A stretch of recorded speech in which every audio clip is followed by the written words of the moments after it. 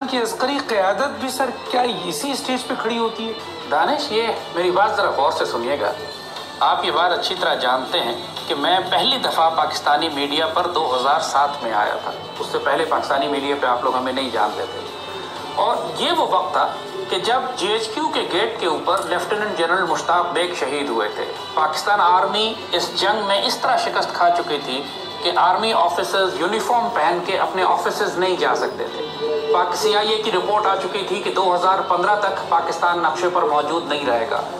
Demoralise थी army, पूरा मुल्क तकसीम था, पूरे मुल्क में हर रोज खुदकुश हमले हो रहे थे, ISI के ऑफिसेज पर हो रहे थे, GHQ पर हमले हो रहे थे। हम उस वक्त ऐसी स्टेज पे आ चुके थे कि जिस पर आज सीरिया खड़ा हुआ है या इराक खड़ा हुआ है। पाकिस्तानी कौम चूंकि एक नादान कौम है, हमें ना जियोपॉलिटिक्स का अंदाजा है, दुश्मनों की साजिशों का अंदाजा है, ना हमें कौम बाकी रहे बहैसियत कौम के कौमियत लिसानियत पर बिखरे हुए हैं, सियासत पर बिखरे हुए हैं। उस खतरनाक मौके पर जब मैं मीडिया पर आया, किसी वजह से आया था, और वजह यही थी कि पाकिस्तानी कौम को आगाह किया जाए कि क्या खतरात हैं, कि अब आपकी तबाही के पूरे सामान हो चुका है।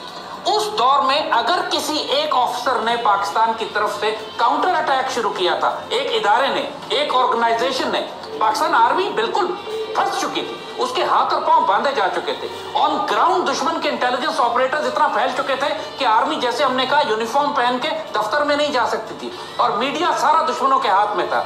उस वक्त अगर किसी एक अफसर ने पाकिस्तान के दिफा की तारीखी जंग लड़ी है तो वो जनरल पाशा और ISI है। अब मसला ये है कि ISI साइलेंट सोल्जर्स हैं, वो कभी अपने दिफा में बात नहीं करते। तो एहसान फरामोश और मोहसिन कुश कौम तो हम हैं, लिहाजा अपने मोहसिनों को गालियां देना जब वो ताकत और इख्तियार और इक़्तिदार से नीचे उतर जाए, ये हमारा पुराना शेवा है, हम किसी को नहीं बख्शते। लेकिन मैं एक दिफाई तज्जियाकार के हवाले से साफ बात कर रहा हूँ कि जब ये तय कर लें आप कि एक शख्स पाकिस्तान का वफादार है, उसने इतनी स्पेस बनाई ISI की वजह से कि जिसके बाद पाकिस्तान आर्मी राह रास्त, राह निजात, सवात ऑपरेशंस करने के काबिल हुई। जो बैटल स्पेस बनाई गई वो सारी ISI ने बनाई थी, जनरल पाशा की क़यादत में बनाई थी। But he was fighting a desperate war. उस वक्त जरदारी सरबराह था, गिलानी वजीर आजम था, इफ्तिखार चौधरी चीफ जस्टिस था, और कियानी सिपह सलार था। और ये चार बड़े बड़े अफराद बिल्कुल खामोश थे, बल्कि कॉम्प्रोमाइज कर चुके थे बहुत बड़ी हद तक हमारे पाकिस्तान के मफादात के खिलाफ। मैं साफ बात कर रहा हूँ, मेमो के स्कैंडल के ऊपर जनरल कियानी और जनरल पाशा की जंग हुई, शदीद लड़ाई हुई। इफ्तिखार चौधरी चीफ जस्टिस गवाह इस बात का, साबिर शाकिर ने पूरी बात अभी टेलीविजन पर कही है कि साबिर शाकिर को इफ्तिखार चौधरी ने यह बात कही कि मेमो में तो बहुत खतरनाक बातें हैं, जनरल पाशा खड़े हो गए मेमो के मामले पे, लेकिन जनरल कियानी साथ नहीं दे रहे, और जनरल कियानी और इफ्तिखार चौधरी मिल गए और मेमे को मामले को दबा दिया गया। ये बदनसीबी की बात है। आपने इस पूरी फूड चेन में जब मुल्क का सदर कहे कि रेमंड डेविस को रिहा करना है, इफ्तिखार चौधरी जो हर मामले पे सू मोटो लेता था उसको सांप सूंघ जाए, और वजीर आजम कहे कि रेमंड डेविस को रिहा करना है, और नवाज शरीफ कहे कि रिहा करना है, आर्मी चीफ कहे रिहा करना है, तो फिर जनरल पाशा बेचारा क्या करे? अगर मज़ाहमत की गई थी पाकिस्तान में किसी की तरफ से, इतना प्रेशर अमेरिका को क्यों डालना पड़ा? क्योंकि कोई तो मज़ाहमत कर रहा था, तो कौन था मज़ाहमत करने वाला? और दूसरी बात, एक आखिरी बात, ये बात मैं मानने से इनकार करता हूं कि जनरल पाशा कोर्ट रूम में बैठे हुए थे। ये मुमकिन ही नहीं है कि जनरल पाशा अदालत में बैठे हो और वो नजर ना आए किसी को। ठीक है, लेकिन आप तो सर तरदीद कर सकते हैं ना, अब तो वो रिटायर हो गए, अब तो तरदीद कर सकते हैं ना तरदीद आसिफ जरदारी साहब कर रहे हैं, ना नवाज शरीफ साहब कर रहे हैं, ना हुसैन नकानी कर रहे हैं, ना जनरल पाशा कर रहे हैं। मैं आगे चल के आपसे बात करूंगा इस इशू पे। मैं जरा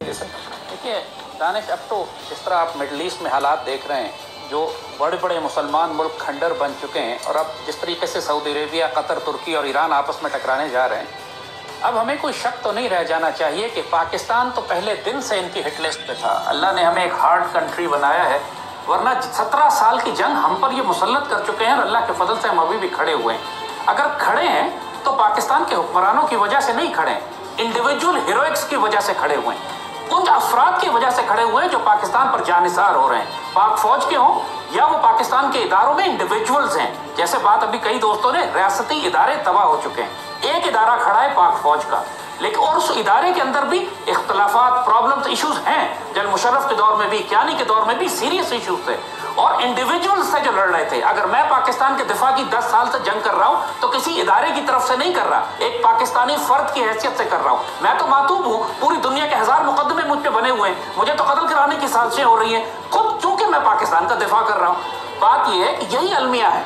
कि हमारी पाकिस्तान के रियासती इदारे पाकिस्तान का दिफा नहीं कर रहे, इंडिविजुअल्स कर रहे हैं। अगर इदारा आपको काम करता नजर भी आता है, उसके अंदर कोई इंडिविजुअल खड़ा होता है, जनरल पाशा की तरह जिसने ISI से काम लिया, बाद में आने वाले वक्तों में जनरल रिजवान की तरह जिन्होंने ISI से काम लिया, राहील आए, पूरी पाकिस्तान आर्मी का मिजाज बदल गया। कियानी के दौर में डिमोरलाइज थे सारे। ये फैक्ट्स हैं, ये रियलिटीज हैं। कहने को ये इदारे हैं, चलते अपने हुक्मरान और सिपहसालार के ऊपर हैं।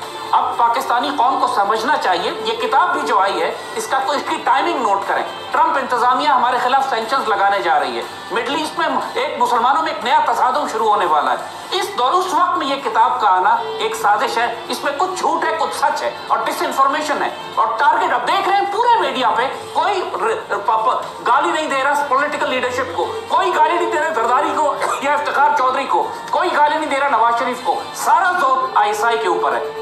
मकसद यही है। और अभी अभी आपने देखा पाराचनार के वाक़े के बाद खुद ISPR ने कहा कि बहुत बड़ी कैंपेन बिल्ड की गई सोशल मीडिया पे आर्मी को टारगेट करने की। किसी ने इंडिया को तो ब्लेम नहीं किया, किसी ने TTP को इल्जाम नहीं दिया, किसी ने ईरान को इल्जाम नहीं दिया कि कुलभूषण यादव क्यों भेजा। सारा जोर आर्मी के खिलाफ लगाया गया।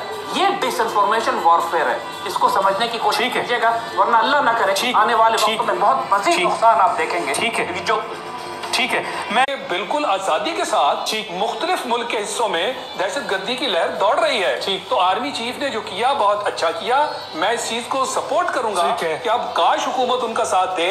जो वादे किए हैं कहीं ऐसा ना हो कि आर्मी चीफ के किए हुए वादे उन पर से भी लोगों का एतबार उठना। जी ज़ैद आमिर साहब क्या कहते हैं इसके ऊपर? दानिश, ये पर्टिकुलर वाक़े से एक बात तो बहुत वाज़ेह हुई और आपने देखा कि ISPR का प्रेस स्टेटमेंट भी इस पर आया कि सोशल मीडिया पर एक बहुत नापाक साजिश चलाई गई, एक डिसइंफॉर्मेशन कैंपेन की गई और सोशल मीडिया को as a hostile weapon platform के तौर पर इस्तेमाल किया गया।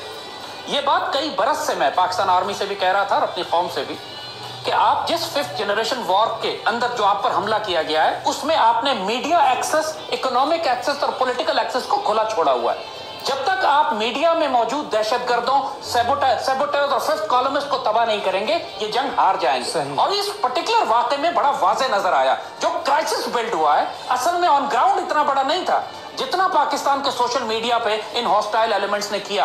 और अब आप वो सारे लोग अब आइडेंटिफाइड हैं, उनको गिरफ्तार करें, एलिमिनेट करें, वरना ये क्राइसिस खड़े होते रहेंगे। ठीक है, इस वाक़े के बाद दोबारा दुश्मन को मौका नहीं मिलना चाहिए कि सोशल मीडिया को हमारे खिलाफ इस्तेमाल करें। ठीक है, मेरा ख्याल है